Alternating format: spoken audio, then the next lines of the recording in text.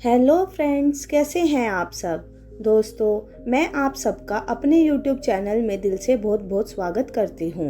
दोस्तों, क्या आप भी हमेशा पास्ट या फ्यूचर के बारे में सोचते रहते हैं।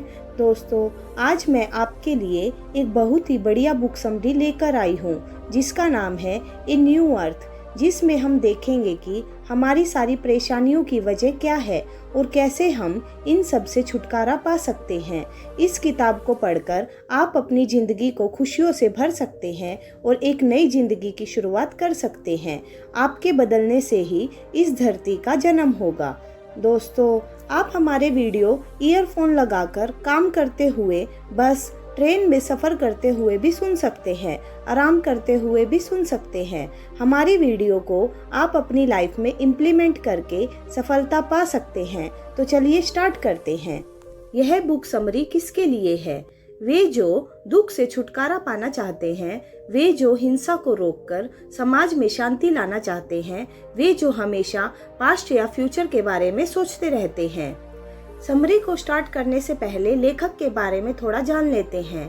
एकार्ट टोले जर्मनी में पैदा हुए थे और अब वे कनाडा में रहते हैं। उन्होंने आध्यात्मिकता पर बहुत सी किताबें लिखी हैं। 2008 में न्यूयॉर्क टाइम्स के एक लेखक ने उन्हें अमेरिका का सबसे प्रभावशाली धार्मिक लेखक कहा था। 2011 में वाटकिंस रिव्यूज ने उन्हें पूरी दुनिया का सबसे प्रभावशाली धार्मिक लेखक बताया। टोले अपने बहुत सारे आध्यात्मिक कामों की वजह से जाने जाते हैं। तो चलिए अब समरी स्टार्ट करते हैं। नंबर 1, अपने ईगो को छोड़कर खुद पर काबू पाना सीखिए। क्या आप भी हर वक्त परेशान रहते हैं और पुरानी बातों को बारे में सोचते रहते हैं? क्या आप सारे दुखों की वजह जानकर उनसे छुटकारा पाना चाहते हैं? तो यह किताब सिर्फ आपके लिए ही लिखी गई है। इस किताब को पढ़कर आप जानेंगे कि कैसे ईगो की वजह से हम सभी लोग परेशान रहते हैं और कैसे हम इससे छुटकारा पा सकते हैं।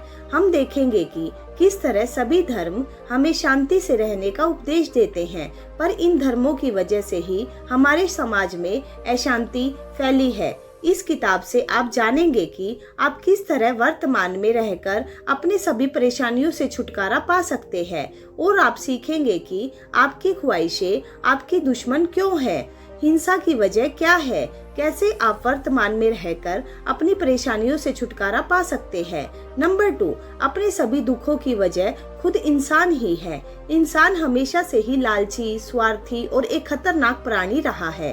पिछले 100 सालों से इंसान ने बहुत सारे बम और जहरीली गैसें बनाई है, जिससे सिर्फ इंसान का ही नुकसान हुआ है। आज के इस दौर में इंसान और भी खतरनाक और लालची होता जा रहा है। इंसान का यही पागलपन उसके परेशान होने की वजह है। इंसान के इन्हीं आविष्कारों की वजह से आज पूरी दुनिया में आतंक फैला हुआ है और सभी लोग डर में जी रहे हैं। हर दिन हिंसा बढ़ी जा रही है और हम कुछ भी नहीं कर पा रहे हैं। दुनिया भर के अलग अलग धर्मों में दुख की अलग अलग परिभाषाएं दी गई है। रामायण के एक महर्षि ने कहा, सब मोह माया है। उन्हें हिसाब से ये दिमाग एक माया जाल में भ्रमित रहता है। यही माया उनके सारे गलत काम करवाती है। बौद्ध धर्म के गुरुओं ने बताया कि ये दुनिया दुखों से भरी पड़ी है और सभी दुखों का एक ही कारण है, इच्छा।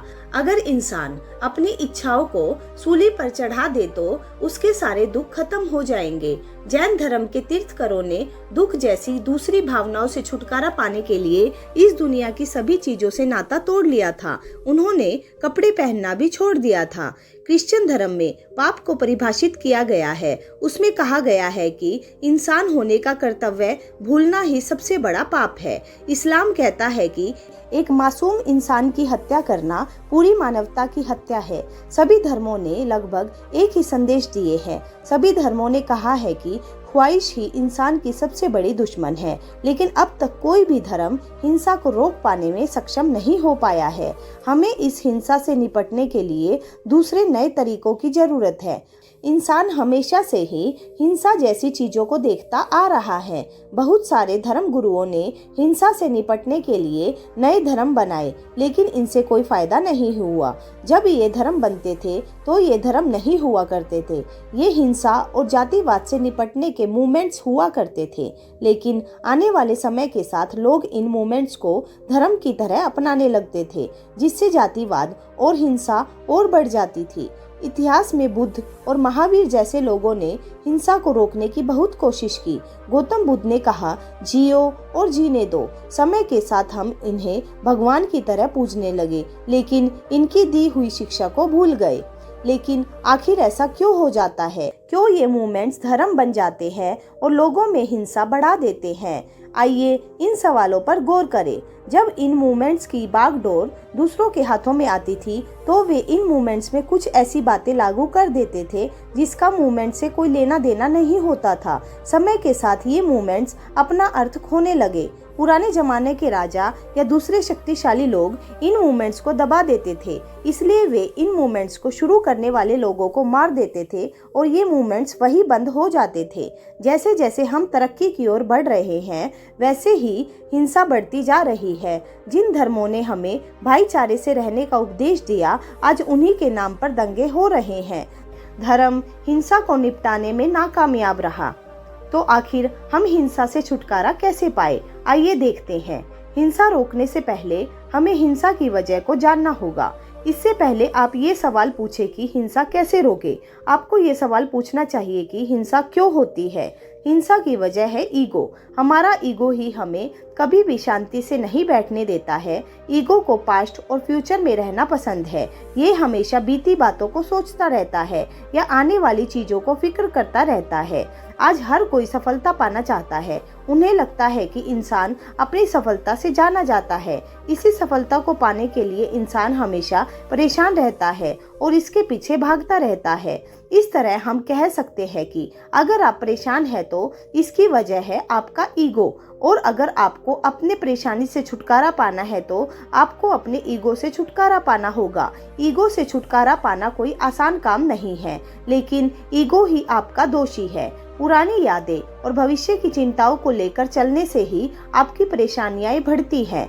आज अक्सर हमारा आमना सामना ऐसे लोगों से होता है जो हमेशा ही परेशान रहते हैं। अगर वे लोग अपने घमंड, ख्वाहिश और ईगो को छोड़ दे तो उनकी सारी परेशानियां खत्म हो जाएगी। ईगो की वजह से हमारे सोचने समझने की अक्षमता कम हो जाती है। अक्सर हम गुस्से में कुछ ऐसे काम कर बैठते हैं जिनका हमें बाद में अफसोस होता है। ऐसा इसलिए होता है क्योंकि हम अपने आप को नहीं जानते। हम अपने ही ख्यालों में उलझे रहते हैं और उसे काबू नहीं कर पाते। सारे दर्द और सभी परेशानियों को ढोते रहना ही ईगो का काम है। आइए इस कहानी को पढ़कर आप समझने की कोशिश करें कि ईगो किस तरह से हमें हमेशा परेशान रखता है। एक बार एक अंधी बूढ़ी महिला जंगल में रास्ता भटक गई। दो साधुओं ने उस बेचारी महिला को देखा। उनमें से एक साधु ने उस बूढ़ी महिला का घर पूछा और उसे अपनी गोद में उठाकर उसके घर तक ले गए। यह बात दूसरे साधु को अच्छी नहीं लगी। इस घटना के कुछ घंटों के बाद दूसरे साधु ने कहा, आपने जो किया वो हम साधुओं को शोभा नहीं देता। तो उस पर पहले साधु ने कहा, मैंने तो उस महिला को कई घंटों पहले ही उतार दिया, लेकिन आप उसे अब भी उठाए हुए हैं। तो इस तरह ईगो आपको कभी भी वर्तमान में नहीं रहने देता। ये आपके दिमाग को हमेशा पुरानी बातों को सोचने पर मजबूर करता है, जिससे आपकी बेचैनी, उत्सुकता और परेशानी बढ़ जाती है। ईगो से आपका दर्द और बढ़ जाता है। अगर कभी आपका किसी से झगड़ा हुआ हो तो आप उस बात को कई दिन तक याद करते रहते हैं और अपने ख्यालों में ही उस इंसान को बार बार मारते रहते हैं। क्या इससे आपको सुकून मिलता है? नहीं, बल्कि आप और बेचैन हो जाते हो। इसलिए हमें कभी भी पुरानी बातों को याद नहीं करना चाहिए। अगर आपके साथ कुछ अच्छा नहीं हुआ तो आप उस बात को वहीं पर छोड़कर आगे बढ़ जाइए। बुरी यादों को कभी भी अपने साथ मत रखिए। अगर आप संतुष्टि पाना चाहते हैं तो आपको अपनी जिंदगी का असली मकसद जानना होगा। आपकी जिंदगी का असली मकसद क्या है? क्या आप दुनिया के सबसे अमीर आदमी बनना चाहते हैं? इसका मतलब आप चाहते हैं कि आपसे अमीर कोई न हो। आप सबसे अमीर रहने के लिए हमेशा ही परेशान रहेंगे और दूसरों से कंपटीशन करते रहेंगे।